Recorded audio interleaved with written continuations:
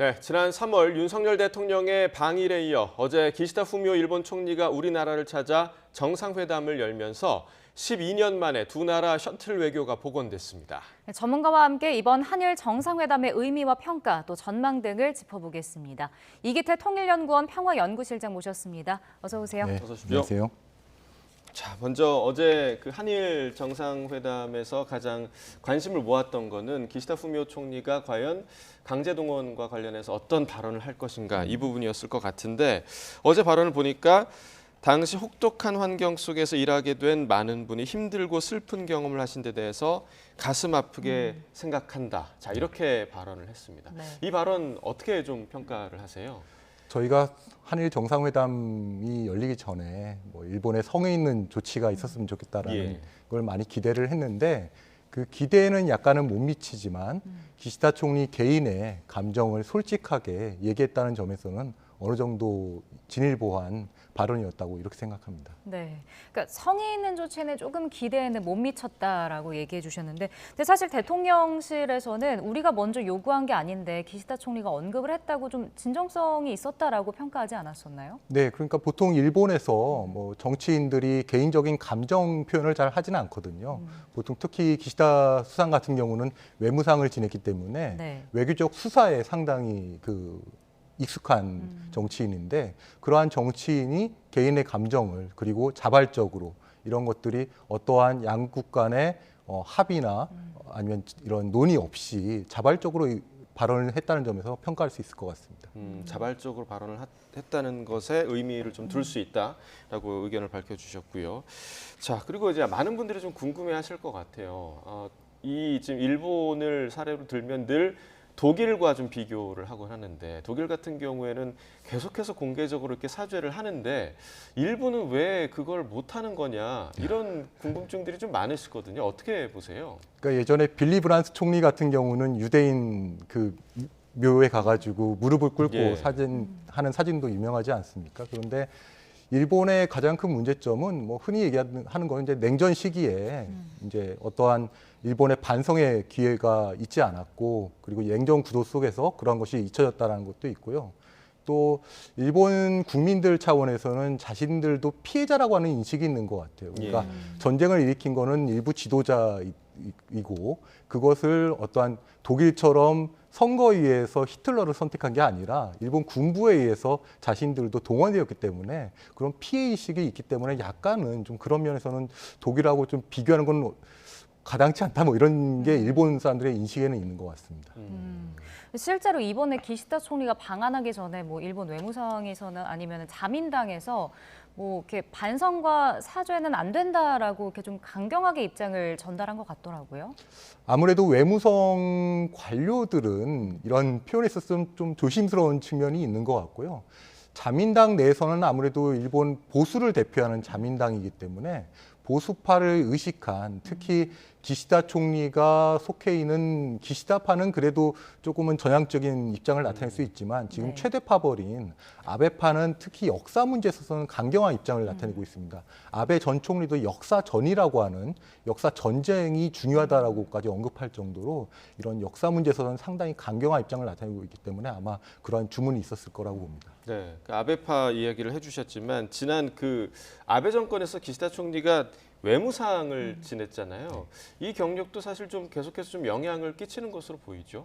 네, 2015년도에 일본군 위안부 합의에 있을 때 외무상을 지냈었는데요.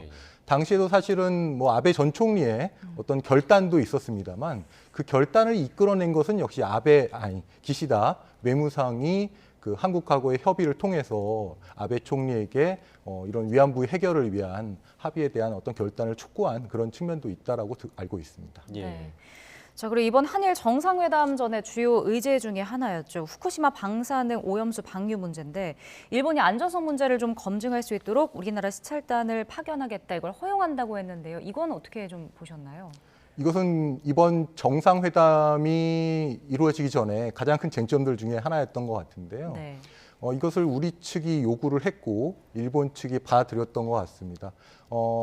정상회담 전에는 한일 간의 공동조사 얘기도 나왔었는데 지금 한국의 조사단을 시찰을 한다는 그러한 것에 허용을 했다는 점에서 어떻게 보면 좀 의미 있는 결과 중에 하나라고 봅니다. 네, 그 시찰단 파견이 효과가 있을 것인가에 대해서 이제 의심의 눈초리들도 굉장히 좀 있습니다. 이 부분 좀 어떻게 보세요? 아마 의심의 눈초리라고 하는 것은 이것이 하나의 명분을 주지 않을까. 네. 이것이 일본은 이미 7월 달 정도에 방류를 하겠다고 하는 어떠한 그런 로드맵이 정해져 있는 예, 상황에서 한국이 거기에 하나의 정당성을 부여할 수 있는가라고 하는 우려가 있는 건 사실입니다. 하지만 기시다 총리도 이번에 표명을 했듯이 한국, 일본 국민들의 건강 또 우려를 고려해서 이러한 것을 벗어나는 조치를 취하지는 않겠다라고 얘기를 했기 때문에 아마 단순한 시찰은 아닐 것 같고요. 어느 정도 검증이 가능한 수준의 시찰단 파견이 될 것 같습니다. 예.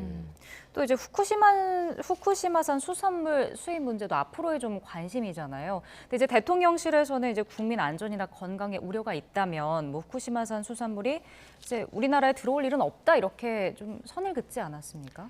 아무래도 후쿠시마 수산물이나 뭐 오염수 방류 같은 경우는 역시 우리 국민들의 건강과 직결된 문제이기 때문에 신중하게 접근할 수밖에 없다라고 생각을 합니다.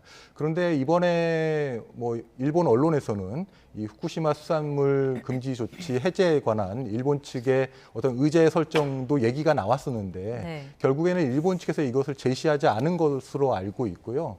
하지만 이번에 오염수 방류 문제에 있어가지고 이제 우리의 과학적 검증이 된다면 일본도 반대로 후쿠시마 수산물에 있어가지고 과학적 그리고 객관적 검증을 통해서 뭐 건강에 뭐 우려가 없다라고 하는 논리를 가지고 아마 차후에 이제 이 문제를 제기할 것으로 전망이 됩니다. 네, 그러니까 오염수 방류랑 지금 후쿠시마산 수산물 같은 지금 맥락으로 가고 있는 것 같은데 결국에는 또 이 또한 그 이번 시찰 문제가 또 명분을 줄 수 있는 거잖아요. 그 이후에는 또 일본에서는 후쿠시마산 수산물을 수입해라 이렇게 압박을 할 수도 있는 부분이고요. 네, 그렇기 때문에 이번 오염수 방류에 있어서 객관적이고 과학적인 검증이 철저하게 이루어져야 된다고 생각을 합니다. 그것이 한일 양국 정부뿐만 아니라 국민들에게도 납득할 수 있는 수준의 검증, 엄격한 검증이 필요할 것이고요. 일본 정부도 우리 조사단의 활동에 대해서 뭐 제약을 두거나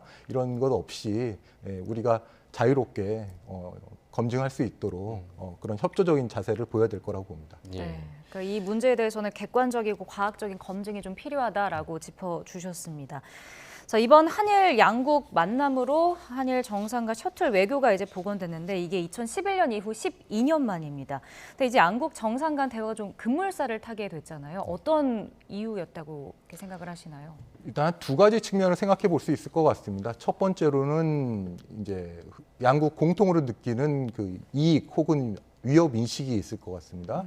북한의 핵 그리고 탄도미사일 개발이 있고요. 네. 또 이제 동아시아 국제 질서에서 어떤 현상 변경에 대한 우려, 이런 국제 사회에서의 위협에 대한 한일 간의 공통 이익식에 기반한 네. 이제 이익 추구가 있을 것 같고요. 두 번째로는 역시 정치 리더십이라고 생각을 합니다. 윤석열 정부 출범 이후에 과거사에 너무 매몰되지 말고 한일 관계 개선 그리고 미래지향적인 한일 관계를 위해서 일단 결단을 내렸다고 보고요. 사실 작년 윤석열 정부 출범 때만 하더라도 일본 측에서는 상당히 불안한 시선은 있었습니다. 예. 한국 정부가 또 정책을 바꾸는 거 아닌가 이렇게 봤습니다만 그동안의 한국 정부의 자세를 보면서 아마 진정성을 인식한 것 같고 거기에 호응한 것이라고 생각합니다. 네. 기시다 총리의 그 방안, 그러니까 답방이 올해 사실 한 여름 정도가 되지 않을까 이런 전망이 있었는데 사실상 굉장히 좀 빨리 한국을 방문했단 말이죠. 이 이유는 좀 어디에 있었다고 보십니까? 기시다 총리도 말씀을 하셨는데요. 사실은 3월 달에 우리 윤석열 대통령이 일본을 방문을 했고 예.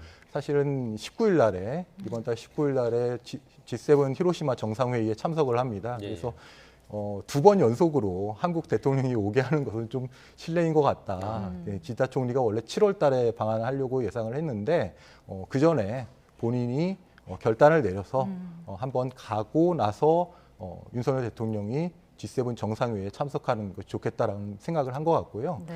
또 하나는 아무래도 G7 정상회의를 최종적인 목표로 해서 한일 정상회의, 그다음에 한미 정상회담, 그리고 G7 정상회의를 통한 한미일 정상회담까지 아마 그런 프로세스까지 생각해 둔 것이라고 생각합니다. 예. 네.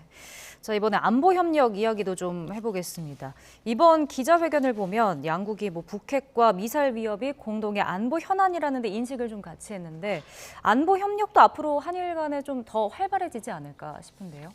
네, 그동안 사실 한일 간에 가장 우리가 국민 감정 때문에 사실 쉽지 않은 분야가 안보 협력이었습니다. 뭐 네. 경제 협력 같은 것은 많이 이루어졌습니다만 안보 협력에 대해서는 많은 어려움이 있었는데 지금 북한이라고 하는 공동의 위협에 대한 대응을 생각해야 될 것 같고요. 아까도 말씀드렸듯이 국제사회에서 특히 우크라이나 전쟁 이후에 여러 가지 뭐 식량 위기나 어떠한 그런 국제 질서에서의 변화에 대한 우려가 우리 한일 양국이 인도태평양 전략을 추구하면서 같은 인식을 갖게 되었다. 이런 것이 안보적인 협력으로 나아가고 있고요. 뭐 또 구체적으로 말씀드리면 북한에 대해서는 뭐 북핵 미사일 대응도 있고 그다음에 불법 환적이라고 하는 해상에서의 환적 문제 그리고 최근에 북한이 하고 있는 사이버 활동 같은 거 네. 이런 것에 대한 대응도 아마 들어갈 것 같습니다. 네. 자, 윤석열 대통령이 그 최근에 이제 워싱턴 선언을 통해서 NCG, 그러니까 핵협의 그룹을 신설을 했는데 이 부분에 대해서 이제 이번에 일본의 참여를 배제하지 않겠다 이렇게 밝혔습니다. 그러니까 한미일 공조를 더 확대된다 이렇게 좀 해석을 해도 되는 걸까요? 네, 기존에 한국과 일본은 미국의 핵 우산에 들어가 있습니다. 예. 그래서 핵 억제를 미국의 핵 억제를 이제 도움을 받고 있는 상황인데요. 이번 한미 정상회의에서 이제 NCG에 대한 합의가 되었고, 일본도 마찬가지로 미국하고 핵 억제력에 대한 협의를 할 필요를 가지고 있었습니다. 그런데 한국이 먼저 시작을 했고요. 미국도 일본도 이제 한미가 이제 정해진 틀 안에서 이제 같이 협의를 하겠다는 건데 아직 한미 간의 구체적인 논의나 어떤 이런 것이 이루어지지 않은 상황이기 때문에 어떤 구체적인 상황이 진행되면 일본이 함께 참여할 수 있는 그러한 가정을 두고 배제를 하지 않겠다라고 아마 언급을 한 것 같습니다. 예. 근데 이제 문제는 앞으로 중국이나 뭐 러시아, 그러니까 한미일 안보 협력 강화에 조금 반발하지 않을까라는 우려도 드는데 이 부분은 어떻게 좀 해결을 해야 할까요? 우리가 보통 한미일 안보 협력을 하면 뭐 북중러 대 한미라고 하는 그런 대립 구도를 생각을 하고 있습니다. 물론 그런 측면도 없지는 않겠습니다만 저는 이번 정상회의에서도 하나 주목을 했던 것은 한중일 프로세스라고 하는 표현이 나왔습니다. 즉, 이 동아시아 지역에서 한국과 중국과 일본이 협력하는 그러한 프로세스도 역시 가지고 있다.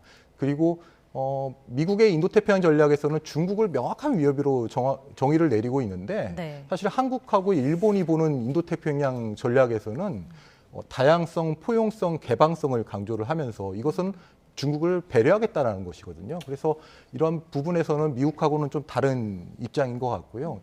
한일이 협력을 해가지고 이러한 미중 간의 갈등을 어느 정도 컨트롤할 수 있는 그런 계기가 될 수 있을 것이라고 저는 또 보고 있습니다. 네. 자, 경제 분야에 대해서 생각을 해봐도 이 뭐 화이트리스트 갈등 뭐 이런 것들이 있었지 않습니까? 이 부분도 이제 좀 일단락됐다 이렇게 봐도 되는 걸까요? 네, 사실 2019년도에 이런 뭐 우리의 강제 징용 판결에 대법원 판결에 따른 보복 조치로서 사실은 일본이 이제 화이트리스트에서 배제하는 이런 조치를 취했는데요. 이번 3월달에 한일 정상회담에서 이제 복귀를 하겠다고 얘기를 했었는데 한국에서는 약간 왜 바로 복귀를 하지 않냐 이런 좀 불만이 좀 있었던 것 같습니다. 중간에 또 뭐 태도를 보겠다 뭐 이런 발언도 있었고요. 그렇죠. 근데 일본의 그런 정치 프로세스를 보면은 한국보다는 항상 속도가 좀 느린 게 있습니다. 그러니까 우리는 좀 빠르게 진행하는 측면이 있고요. 일본은 조금 어떻게 보면 느리고 어떻게 잘 표현하면 이제 신중한 그런 입장에서 이러한 화이트리스트 배제도 지금 진행되고 있다고 이제 기자 총리도 얘기를 했고 그런 것은 아마 우리가 원하는 방향으로 지금 될 것이라고 생각을 합니다. 네. 자, 기시다 총리 오늘 그 일정을 보면 우리나라 주요 기업 총수 등 경제 단체와 만나는데요. 이 자리에서는 그러면 이제 어떤 내용들이 오갈 수 있을까요? 네, 아무래도 수출 규제로 인해서 그동안 한일 간의 경제 교류가 좀 지장이 있었습니다. 그래서 한일 경제 교류 협력에 대한 보다 구체적인 논의가 이루어질 것 같고요. 네. 또 하나는 경제 안보라고 하는 최근에 반도체를 중심으로 하는 공급망 구축에 우리 한일이 동참을 하고 있는데 이러한 경제 안보적 측면에서 한국이 어떻게 나갈 것인가, 그리고 대통령이 강조했던 뭐 AI 양자, 그다음에 전기차, 배터리와 같이 첨단 산업에 있어서 한일 간에 어떤 협력이 이루어질 것인지 여기에 대한 논의도 아마 이루어질 것으로 보고 있습니다. 네. 자, 그리고 그 한일 청년 교류 활성화 관련 논의도 좀 있을 것으로 보이죠. 어떤 내용인가요? 이번 발표에서도 일본 측에서 제네시스라는 표현을 썼습니다. 예. 제네시스 프로그램은 사실 기존에 있던 건데요. 아시아 태평양 지역의 청년 유학생들에 대한 지원입니다. 여기에 있어가지고 한국 학생들도 한 1년에 500명 정도 이미 받고 있는데 그 규모를 더 확대하겠다라고 한 측면이 있었고요. 한국 정부에서도 뭐 일본에서 이제 문부장학생 장학생이라는 게 있습니다. 저도 이제 그걸 받았었는데 네. 그런 거가 유사한 형태로 한국에서도 이제 일본에서 오는 유학생들에게 장학금을 지급하는 그러한 것들을 한일 미래 파트너십 기금을 통해서 하겠다는 건데 아마 기금 액수나 이런 데서 아마 그리고 구체적인 프로그램들이 더 구체화될 것으로 보고 있습니다. 네. 또 오늘 어떤 논의가 이루어질지 그리고 어떤 결과물이 도출될지 좀 기대를 해봐도 좋을 것 같습니다. 이기태 통일연구원 평화연구실장과 이야기 나눠봤습니다. 고맙습니다. 고맙습니다. 고맙습니다.